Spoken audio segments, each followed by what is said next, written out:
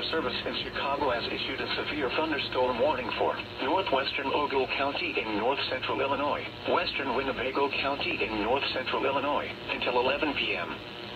At 10:08 p.m., severe thunderstorms were located along a line extending from 7 miles south of Monroe to near Pearl City to Andover, moving east at 35 miles per hour.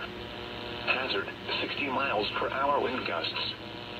Source, radar indicated. Impact, expects damage to roofs, siding, and trees.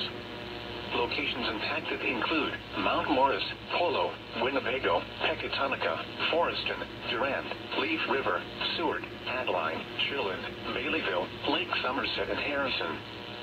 This includes Winnebago County Fairgrounds. For your protection, move to an interior room on the lowest floor of a building.